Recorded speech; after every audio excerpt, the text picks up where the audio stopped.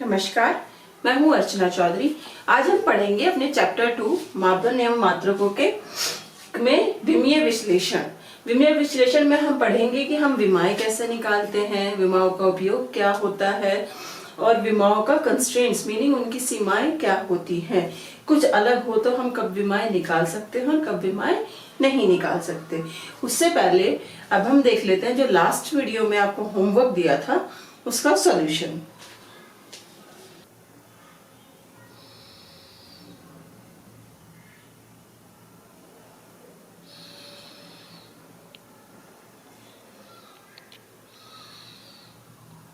तो सॉल्यूशन तो आपने देख लिया।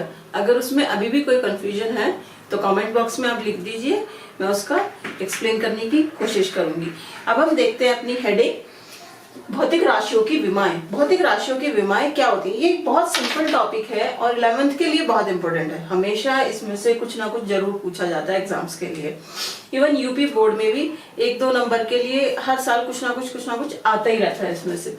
तो अब समझते हैं कि भौतिक राशि की विमाएं, विमाओं को इंग्लिश में कहते हैं डायमेंशंस ऑफ फिजिकल क्वांटिटीज होती क्या है। तो बेसिकली हमने एक भौतिक राशि ले ली। एग्जाम्पल से स्टार्ट करते हैं। वेग इक्वल्स टू दूरी बटे समय। अब अगर हमें वेग का मात्रक निकालना है तो कैसे निकालेंगे? वेग का मात्रक बराबर दूरी क्या होती है हमारी? लंबाई। मीटर में नापी जाती है ना, तो सब कुछ लंबाई लिख देते हैं। दूरी, ऊंचाई, गहराई, चौड़ाई सबको लंबाई लिख सकते हैं। लंबाई का मात्रक बटे समय का मात्रक।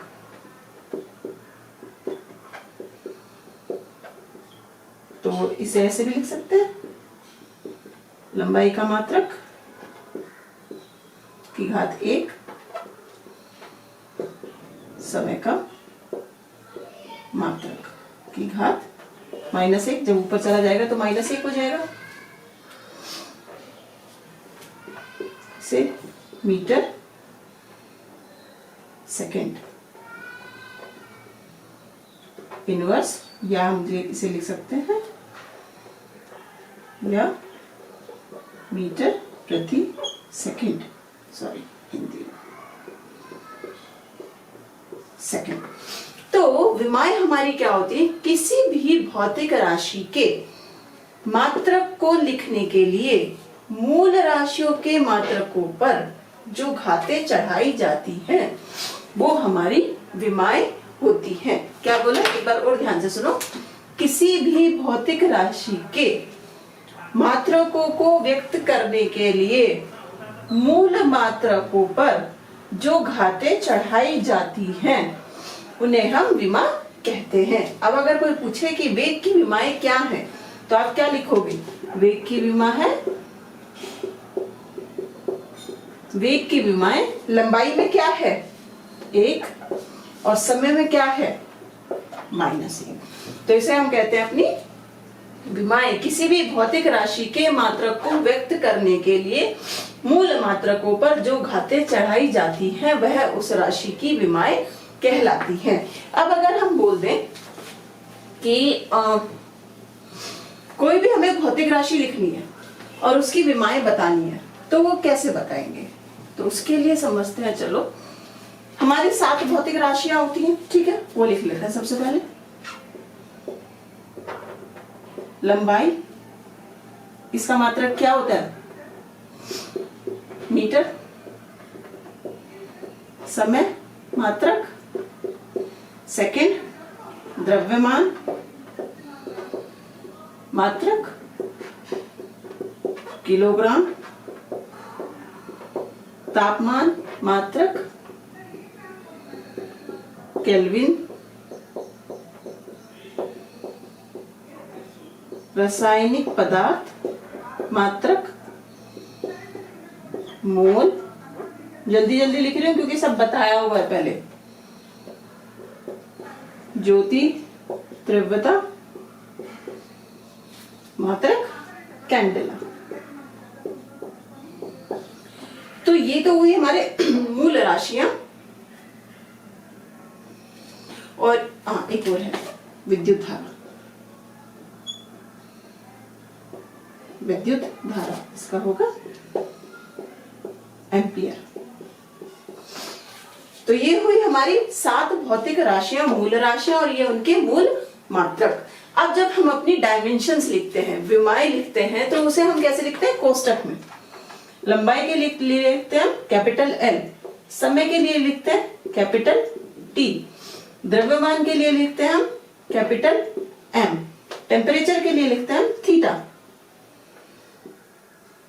It's called capital theta. रासायनिक पदार्थ के लिए लिखते हैं हम मोल, तीव्रता के लिए लिखते हैं हम CD, और एम्पियर के लिए लिखते हैं हम A। हमारे सब्जेक्ट में जो है वो बस ये 4 है, में ये 3 है, ये भी हमारा कभी कभी यूज होता है, इनका हमें कोई लेना नहीं। तो हमेशा याद रखो कि लंबाई को हम प्रदर्शित करते हैं, जब हम विमा लिखेंगे तो हम लंबाई को प्रदर्शित करेंगे कैपिटल L से, समय को प्रदर्शित करेंगे कैपिटल T से, द्रव्यमान को प्रदर्शित करेंगे कैपिटल M से, और तापमान को प्रदर्शित करेंगे कैपिटल थीटा से। और एक और बात, जब ये इस बड़े कोष्टक में लिखे हों, इसका मतलब ये विमाएं दिखा रहे हैं। अब हम मान लेते हैं कि हमें किसी भौतिक राशि की विमा लिखनी है, और उसकी विमाएं क्या है, मान लेते हैं, चलो द्रव्यमान में उसकी विमा A है, लंबाई में विमा B है, समय में विमा C है, तथा तापमान में उसकी विमा D है। तो उसे हम कैसे प्रदर्शित करेंगे? तो वो भौतिक राशि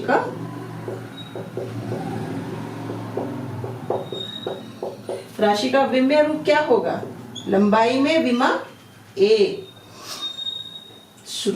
द्रव्यमान में विमा A, MA, लंबाई में विमा B, समय में विमा C, तापमान में विमा D। और जब हम किसी राशि को इस तरह से लिखते हैं तो ये कहलाता है उस राशि का विमीय सूत्र, डायमेंशनल फॉर्मूला। इसे क्या कहते हैं? विमीय सूत्र। किसी भी भौतिक राशि का विमीय सूत्र ऐसे हम प्रदर्शित करते हैं। और इसे पढ़ते कैसे हैं? m की घात a नहीं पढ़ेंगे, इसे पढ़ेंगे MALBTC थीटा D, ऐसे पढ़ा जाता है। ठीक है, तो इसे हम कहते हैं विमीय सूत्र, और इंग्लिश में बोलेंगे डायमेंशनल फॉर्मूला। करेक्ट। तो चलो अब कुछ राशियों का डायमेंशनल फॉर्मूला, विमीय सूत्र हम निकाल के देख लेते हैं, सीखते हैं कि विमीय सूत्र निकाला कैसे जाता है। बस हमेशा एक बात ध्यान रखो, लंबाई को प्रदर्शित करेंगे हम बड़े L से, समय को प्रदर्शित करेंगे हम बड़े T से, द्रव्यमान को प्रदर्शित करेंगे हम बड़े M से। और जब हम, सबसे आसान होता है विमाओं लिखने के लिए अगर आपको उस भौतिक राशि का फॉर्मूला पता हो और उसके मात्रक पता हो। ठीक है, तो चलो निकाल के देख लेते हैं कुछ। सबसे सिंपल, सबसे पहला जाएगा वो क्या होगा? क्षेत्रफल।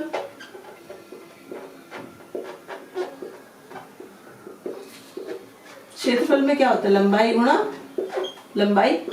तो इसे कैसे प्रदर्शित करेंगे? L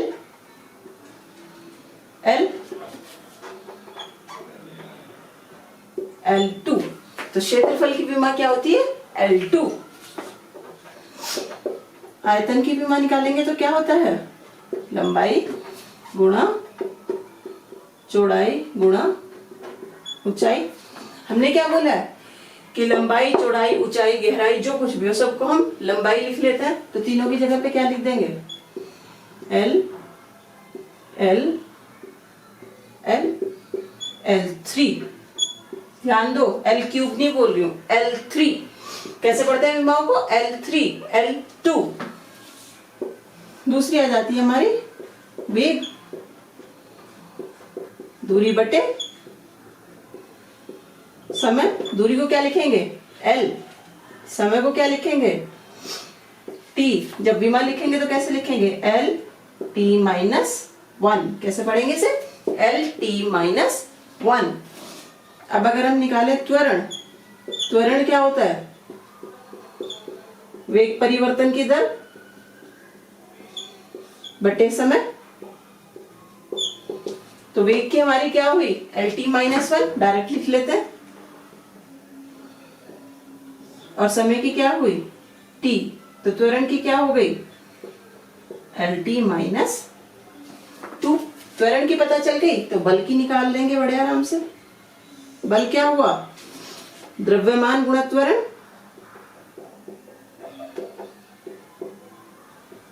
मान गुणा त्वरण। तो द्रव्यमान की क्या होगी विमा कैपिटल M। त्वरण की क्या है अभी निकाली एल टी माइनस 2। तो बल की क्या हो गई हमारी M L T माइनस 2। और एक और चीज देख लो, जो भी आपकी विमाएं हैं उनसे अगर आप इनके मात्रक लिखो तो एग्जैक्ट वो ही आएंगे। लंबाई को हम किस में नापते हैं मीटर में, तो अगर मात्रक लिखे तो क्या हो जाएगा मीटर स्क्वायर। आयतन का मात्रक क्या हो जाएगा मीटर क्यूब। वेग का मात्रक क्या हो जाएगा मीटर प्रति सेकेंड। त्वरण के क्या हो जाएगा मीटर प्रति सेकेंड स्क्वायर। बल का क्या हो जाएगा किलोग्राम मीटर प्रति सेकेंड स्क्वायर, जिसे हम क्या कहते हैं न्यूटन। एन से भी प्रदर्शित करते हैं हम इसे। चलो कुछ और, ये बहुत बेसिक है। इन सबको ये सारी विमाएं आपके टिप्स पे होनी चाहिए। जो जो भी मैं लिख रही हूँ वो सारी विमाएं आपकी टिप्स पे होनी चाहिए, आपको याद होनी चाहिए। कोई भी आपसे एग्जाम में ये नहीं पूछेगा क्षेत्रफल की विमा क्या है, वो आपसे दूसरे बड़े फॉर्मूलाज की विमाएं पूछेंगे जो इन सब से मिलके बनी होगी। इसलिए मैंने करवा रही हूँ शुरू में। बल के बाद हम क्या निकाल सकते हैं कार्य। कार्य बराबर बल गुणा दूरी। अब इस अगर कार्य की पूछी है, बल की याद नहीं है तो पहले बल की निकालोगे, द्रव्यमान गुणा त्वरण। त्वरण याद नहीं है तो पहले त्वरण की निकालोगे।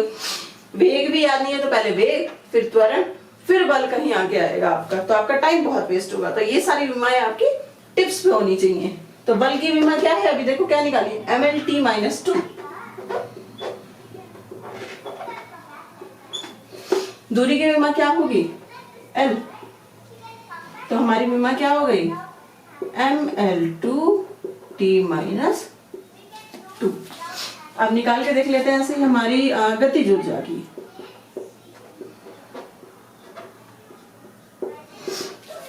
तो गतिज ऊर्जा का फॉर्मूला क्या होता है 1/2 mv²।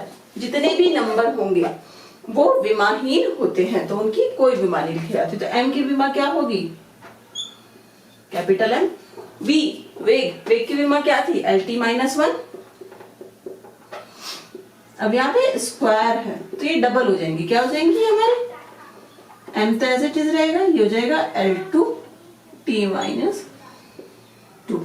तो ये हो गया m L2T माइनस 2।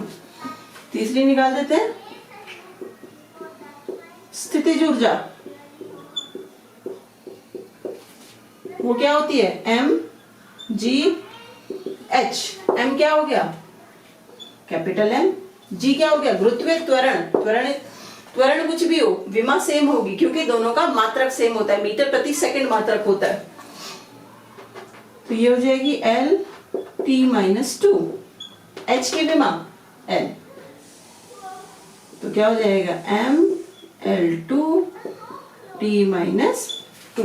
अब अगर आप यहाँ पे एक चीज ध्यान दो, कार्य की विमा भी ML2T माइनस 2, गतिज ऊर्जा की विमा भी ML2T माइनस 2, स्थितिज ऊर्जा की विमा भी ML2T माइनस 2। तो कई भौतिक राशियों की सेम विमा हो सकती है, एक जैसी विमाएं हो सकती हैं। और इसमें देखो गतिज ऊर्जा स्थितिज ऊर्जा दोनों क्या है ऊर्जा है, और कार्य भी क्या होता है ऊर्जा ही तो होता है।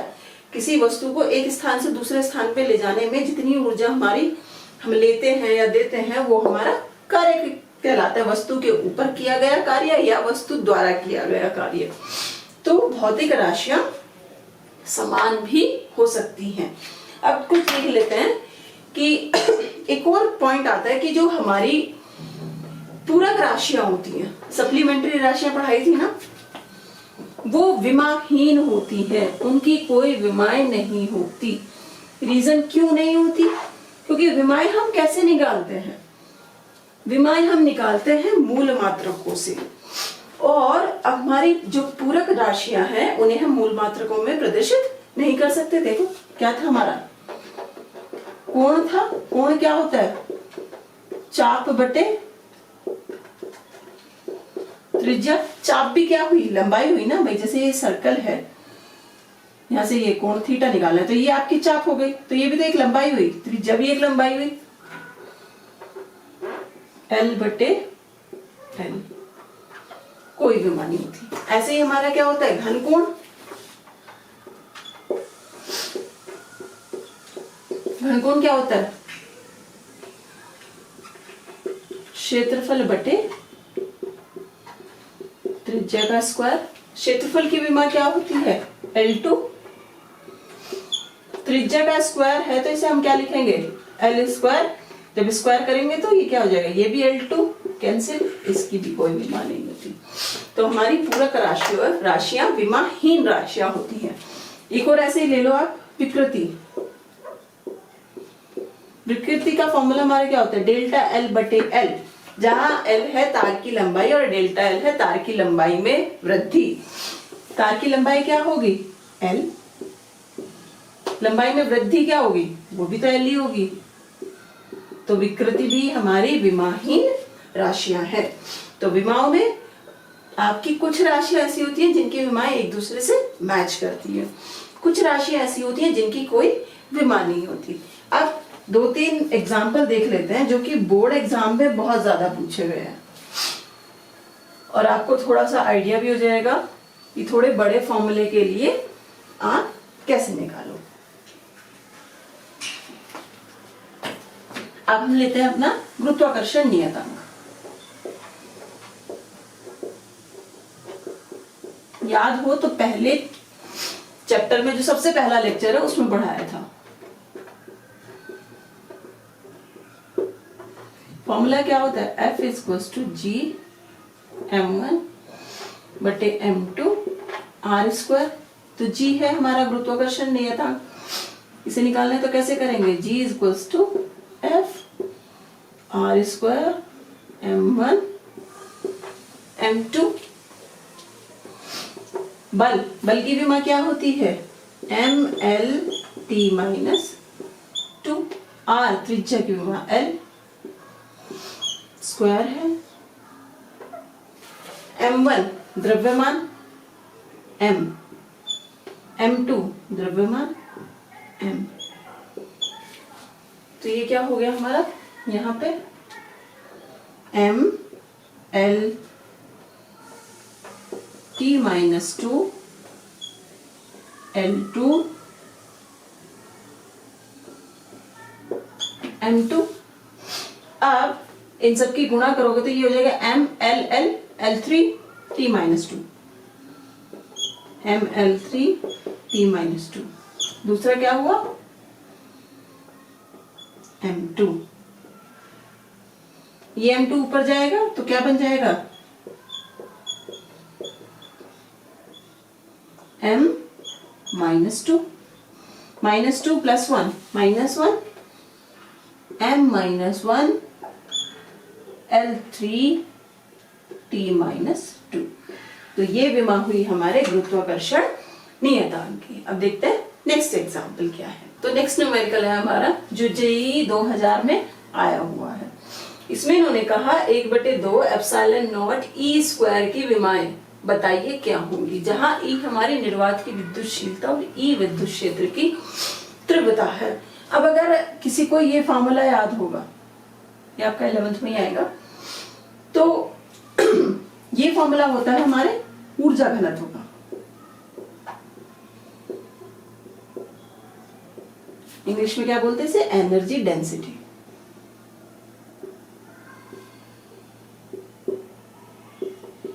तो जिसे पता होगा कि ये ऊर्जा घनत्व का फॉर्मूला है वो एकदम से निकाल देगा, जिसे नहीं पता होगा वो अटक जाएगा, पहले एप्सिलॉन की भी मान निकालेगा, फिर विद्युत क्षेत्र की भी मान निकालेगा।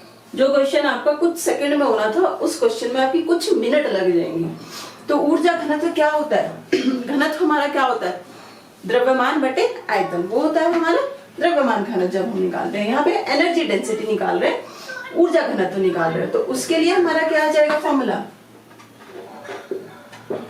ऊर्जा बटे आयतन। ऊर्जा की परिमाण सबको पता है, कार्य की जो होती है ml2 t-2, आयतन की क्या होती है L3, L3 को ऊपर ले जाओ, ये क्या हो जाएगी L-3। जब यहां गुणा करोगे तो क्या आएगी ml-1 t-2। कौन सा फॉर्म ऑप्शन सही है? ml-1 t-2, option D. तो जेई वगैरह में कोई भी आपकी चीजें फॉर्मूला बेस्ड नहीं होती है, या डायरेक्ट वो नहीं है कि जो लिखा हुआ है हाँ बस वो ही आपको करना है। जितनी प्रैक्टिस होगी आपकी, आप जितनी ज्यादा प्रैक्टिस करोगे उतनी चीजों के शॉर्टकट्स आपको याद रहेंगे, उतने फॉर्मूले आपको याद रहेंगे, उतने नाम उनके आपको याद रहेंगे, और उतने ही जल्दी से आप अपने न्यूमेरिकल्स एग्जाम्स में, कंपटीशन में, सब में सॉल्व कर पाओगे। अब देख लेते हैं एक और एग्जांपल। कहते हैं गुरुत्वीय विभव, गुरुत्वीय विभव इंग्लिश में क्या कहते हैं? गुरुत्वीय जो भी होगा, gravity, gravitational potential.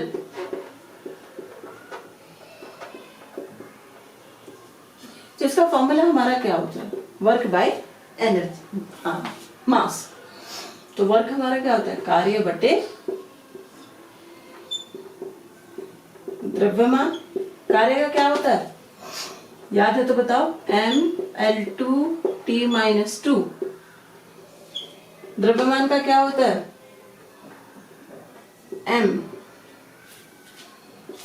mm cancel, L2t-2। तो हमारे गुरुत्वीय विभव का फॉर्मूला हुआ L2t-2। एक गुरुत्वाकर्षण नियतांक, प्लांक नियतांक, गुरुत्वीय विभव, ये कुछ ऐसे हैं जो ऑन एंड ऑफ पूछे ही जाते हैं। ये गुरुत्वीय विभव हमारा यूपी बोर्ड में 14, 15 और 16 तीनों सालों में पूछा गया। चलो अब हम समझते हैं, हमने सीख लिया कि विमाएं कैसे निकालते हैं, और इसे हम क्या बोलते हैं?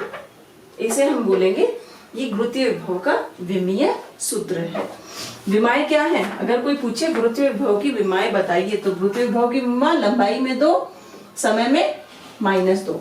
गुरुत्वीय विभव का विमीय सूत्र बताएंगे तो उसका विमीय सूत्र होगा L2t-2। अब हम देख लेते हैं कि भौतिक राशियों का उपयोग क्या होता है। अब देख लेते हैं हमारे विमाओं के उपयोग क्या होते हैं। तो सबसे पहला उपयोग हमारा होता है एक पद्धति के मात्रक को दूसरी पद्धति के मात्रकों में बदलना। पहले से समझ लेते हैं कि ये बोल क्या रहा है कि एक पद्धति के मात्रकों को दूसरी पद्धति के मात्रकों में बदलना। हमने पढ़ी थी हमारी पद्धतियां क्या होती हैं, एमकेएस होता है, सीजीएस होता है, करेक्ट। तो पद्धति में सिस्टम, एमकेएस सिस्टम से सीजीएस सिस्टम में, सीजीएस सिस्टम से एमकेएस सिस्टम में, एसआई सिस्टम में हमें उन्हें बदलना है।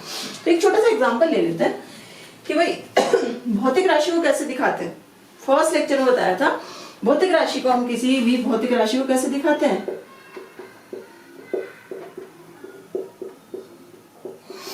उसका आंकिक मान गुणा उसकी मात्रक, आंकिक मान मात्रक, करेक्ट।